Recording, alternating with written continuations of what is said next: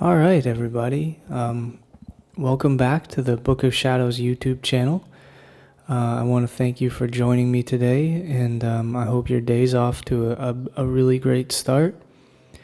And I wanted to make today's video as sort of an exploration of consciousness, of the universe, and our minds, and how those are all connected. And I was inspired by this book, the Hermetica. And the Hermetica is a collection of ancient writings attributed to this sort of mythical character known as Hermes Trisemegistus. Hermes, of course, is the Greek god of thought or intellect. And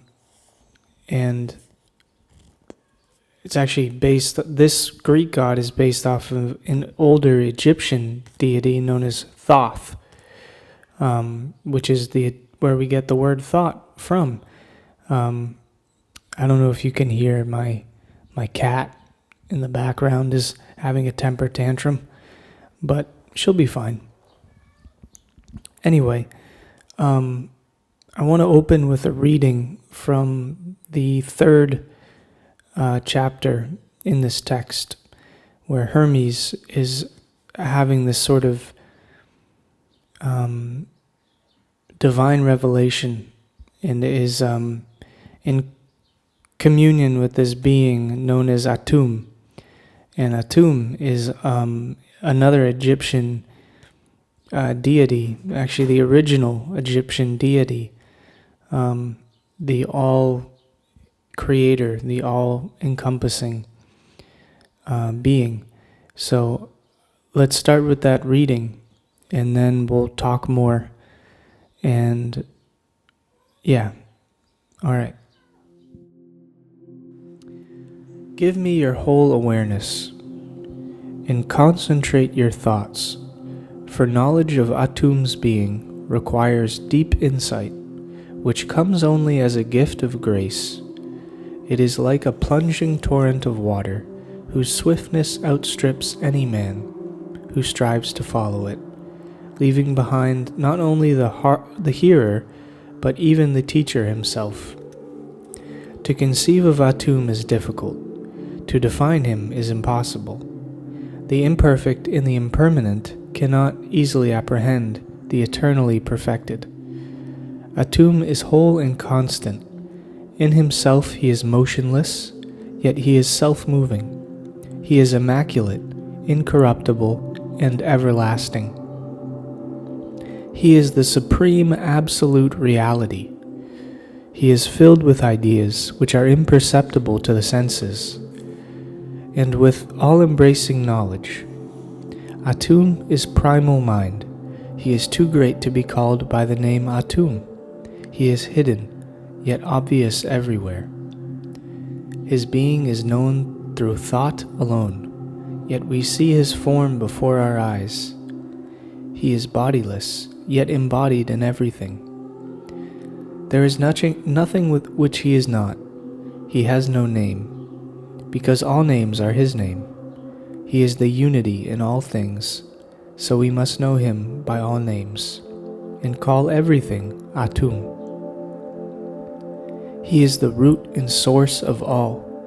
Everything has a source, except this source itself, which springs from nothing. Atum is complete like the number 1, which remains itself, whether multiplied or divided, and yet generates all numbers. Atum is the whole, which contains everything. He is one, not two. He is all, not many. The all is not many separate things, but the oneness that subsumes the parts. The all and the one are identical. You may think that things are many when you view them as separate, but when you see that they all hang on the one and flow from the one, you will realize they are united, linked together, and connected by a chain of being from the highest to the lowest, all subject to the will of Atum. The cosmos is one, as the sun is one. The moon is one, and the earth is one. Do you think that there are many gods? That's absurd. God is one. Atum alone is the creator of all that is immortal, of all that is mutable. If that seems incredible, just consider yourself. You see, speak, hear, touch, taste, walk, think, and breathe. It is not a different you who does these various things, but one being who does them all. To understand how Atum makes all things, consider a farmer sowing seeds. Here wheat, there barley, now planting a vine, then an apple tree. Just as the same man plants all these seeds, so Atum sows immortality in heaven and change on earth. Throughout the cosmos, he disseminates life and movement, the two great elements that comprise Atum and his creation, and so everything that is. Atum is called Father because he begets all things, and from his example the wise hold begetting children the most sacred pursuit of human life. Atum works with nature, within the laws of necessity, causing extinction and renewal, constantly creating creation to display his wisdom. Yet the things that the eye can see are mere phantoms and illusions. Only those things invisible to the eye are real. Above all are the ideas of beauty and goodness. Just as the eye cannot see the being of Atum, so it cannot see these great ideas. They are attributes of Atum alone, and are inseparable from him. They are so perfectly without blemish that Atum himself is in love with them. There is nothing which Atum lacks, so nothing that he desires. There is nothing that Atum can lose, so nothing can cause him grief. Atum is everything. Atum makes everything, and everything is a part of Atum. Atum, therefore, makes himself. This is Atum's glory. He is all creative, and this creating is his very being. It is impossible for him to ever stop creating, for Atum can never cease to be. Atum is everywhere. Mind cannot be enclosed, because everything exists within mind. Nothing is so quick and powerful. Just look at your own experience. Imagine yourself in any foreign land, and as quick as your intention, you will be there. Think of the ocean, and you are there. You have not moved as things move, but you have traveled, nevertheless. Fly up into the heavens. You won't need wings. Nothing can obstruct you, not the burning heat of the sun or the swirling planets. Pass on to the limits of creation. Do you want to break out beyond the boundaries of the cosmos? For your mind, even that is possible. Can you sense what power you possess? If you can do all this, then what about your Creator? Try and understand that Atum is mind. This is how he contains the cosmos. All things are thoughts, which the Creator thinks. Alright, so I hope you enjoyed the listening to that reading. And again, I would really highly recommend reading this whole book. It's beautiful because it really does go into how this cosmos, how this creation, how this universe is ordered, and how that order is mental, that this all thoughts are what does it say, how does it end? It's to know the thoughts of the Creator. And so I want to be clear about why I'm making this video and why this is important, because I don't want people to get lost on the whole Atum thing of like thinking this is some external deity that, we're talking about. No, this is saying that this is your mind, that this universe, this creation, this beautiful magic mystery that surrounds us is in your mind. Atum is mind. It is the mind of the divine creator.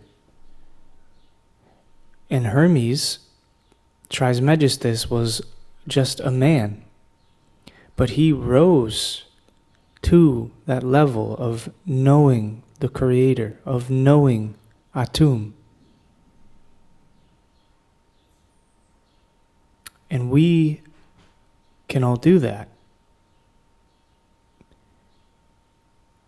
through contemplation, through meditation, through direct experience. We can begin to know and begin to think the way a creator thinks. Because we're all creators. I'm creating a video right now. But I'm doing more than just that. I'm generating a field of energy and awareness with my mind, with my heart. We're all doing that right now.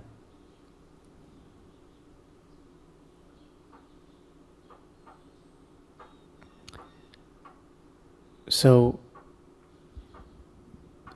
this sort of gets into the spirituality versus science debate, because scientists explore the universe, right? They explore the mysteries of the universe. But they do so on an external level. They look at the universe, they look at the cosmos, the planets, the sun, everything. They look at it as if it's external to the senses. They look at it as if it's external to who we are. But spirituality says, no, this is all one thing, and that we are all a part of it. We are it. And so I tend to lean more into the spiritual nature of things, because then you begin to understand how this is all interconnected, how this is all a web.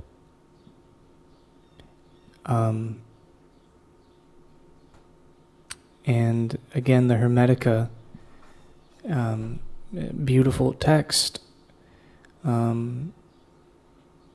It's an ancient mystery, because it's saying that it's coming from this Egyptian deity who then translated into this Greek figure, character, that was also connected to a Greek deity, and so it's all connected.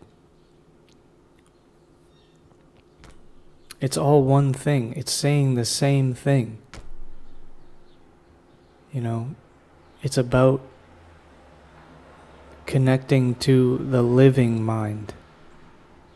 And the intellect and the thought actually can't get us there. The living mind of Atum, of creation, you can't, it's incomprehensible, it's indefinable, it's infinite and unknowable. So it's, there's nothing I can define, so the answer isn't here. This is a source of inspiration for sure, but the real nature of the universe, of our experience, of the mystery, is something that just has to be lived.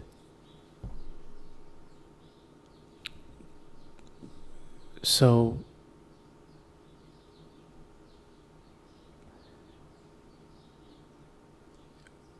as long as it's about having a source of inspiration to remember that this is a mystery, that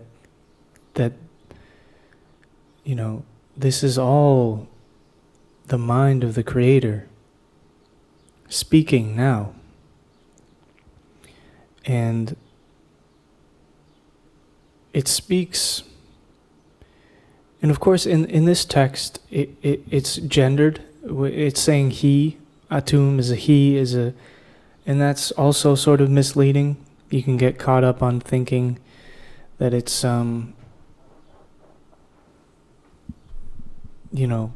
that it's a male deity, but again, it's creation or creative energy in this universe is a yin and a yang. It's a negative and a positive. There's a polarity to everything. And we sit in the balance point. We sit right in the middle of all that. And when we do get to that center point of balance, and we just begin to live and experience and learn, then the more we begin to know ourselves, the more we begin to know God, the more we begin to know the Creator, Atum, the mystery. But again, this magnificent being, this beautiful divine essence that we're seeking, it does speak a language, but again, it doesn't speak English. It speaks through organic life, through nature. Are we listening? I mean, that's the question. Are we going to listen and understand?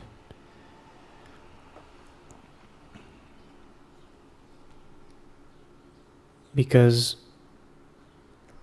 even in the Western tradition, the Western mind, a lot of great scientists, discoverers, were merely looking into the natural order. But that is the living mind. And as soon as we try to apply laws and arithmetic and principle and all these things to it, then we begin to lose the point. And that's what I'm saying about spirituality versus science, is that science has lost the point. It's seeking externally and forgetting that actually the mystery is it's an inner experience.